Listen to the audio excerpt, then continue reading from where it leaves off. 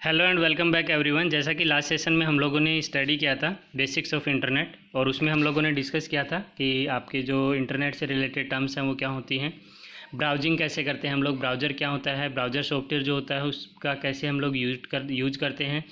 Okay, Google search engine के बारे में भी डिस्कस किया था, कैसे कोई भी इंफॉर्मेशन हम लोग गूगल पे सर्च करते हैं।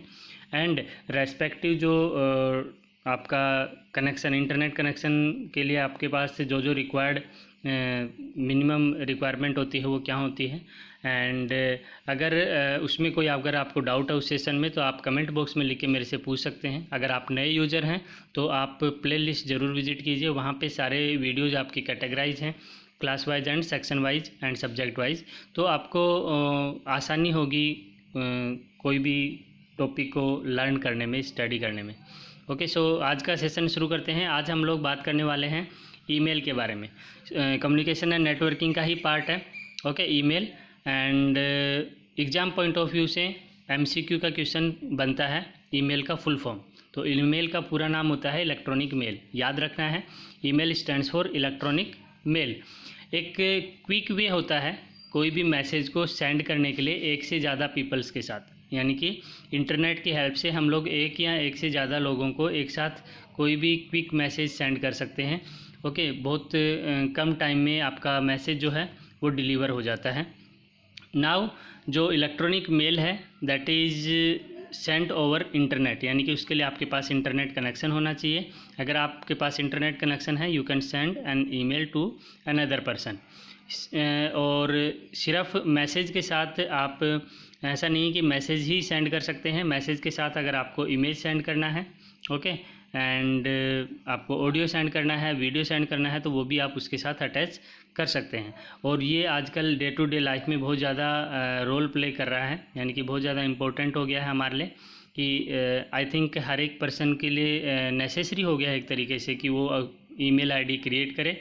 और आप देखेंगे जितने भी जॉब्स जो आप जॉब्स के लिए जाते हैं, तो फर्स्ट ऑफ ऑल आपसे ईमेल आईडी से ही इंटरेक्शन किया जाता है। नाउ धीरे धीरे जो पोस्टल एड्रेस आपका होता था, जैसे पोस्ट किया जाता था लेटर आपका, रिक्रूटमेंट के बाद भी आपको जो लेटर, जॉइनिंग लेटर भेजा जाता था, वो भी आजकल जो है ईमेल के थ्रू ही भेजा जा रहा है। यानी कि एक पर्सन की ईमेल आईडी जो होती है वो यूनिक होती है, और उस यूनिक आईडी से आपको आइडेंटिफाई किया जाता है।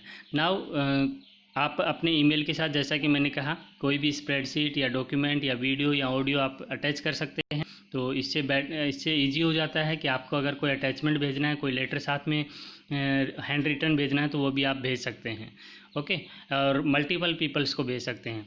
सो जो कंपैरिजन अगर की बात करूं, कि पहले हम लोग क्या करते थे, जब भी आपको रिक्वायरमेंट होती थी तो आप लेटर लिख के भेजते थे, पोस्टल मेल आप करते थे, और उसमें क्या होता था, बहुत टाइम लगता था। ओके, समटाइम्स तो ऐसा भी होता है कि आपने कोई लेटर भेजा और आपको अर्जेंट वर्क आ गया, आप खुद घर पहुंच गए और लेटर आपके आने के बाद पहुंच रहा है। तो ऐसा जनरली पोस्टल मेल्स में देखने को आपको मिलता है, क्योंकि वो टाइम कंज्यूमिंग वे है।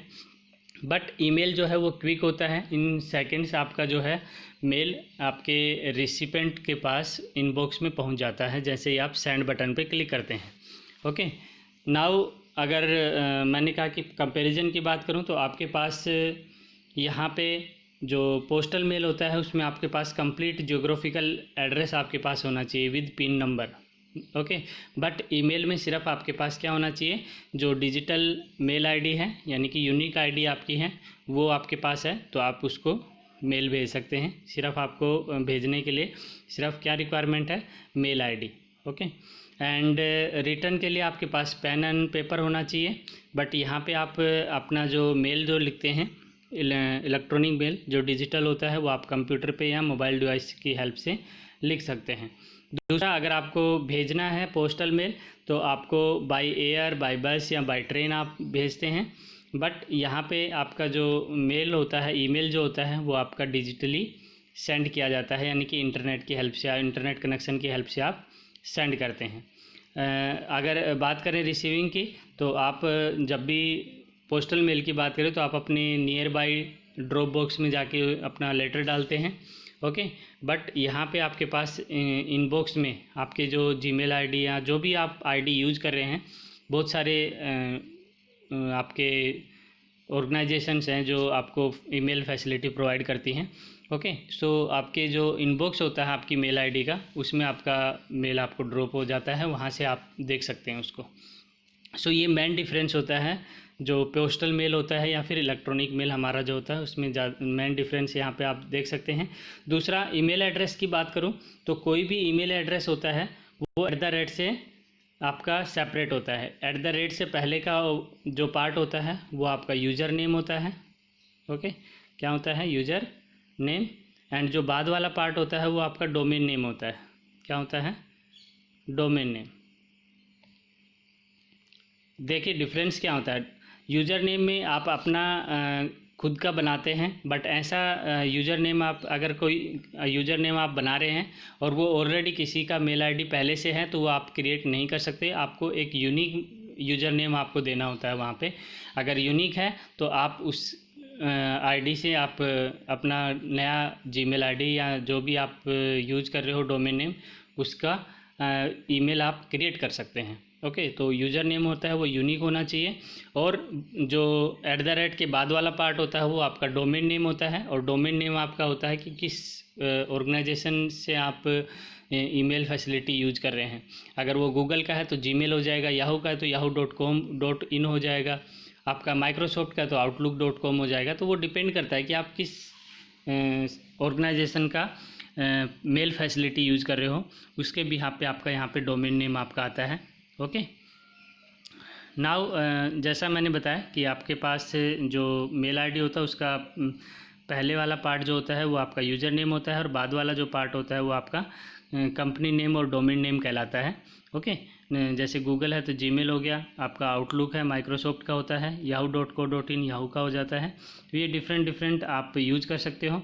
सो बात करें अगर एडवांटेज की, तो देखिए मल्टीपल पीपल्स को, मल्टीपल यूज़र्स को एक साथ आप मेल भेज सकते हो, क्विक भेज सकते हो, विद इन सेकेंड आपका जो मेल है वो इनबॉक्स में ड्रॉप हो जाता है, और फ्री ऑफ कॉस्ट आपके पास ये सर्विस अवेलेबल होती है, कोई चार्ज आपसे नहीं लिया जाता है।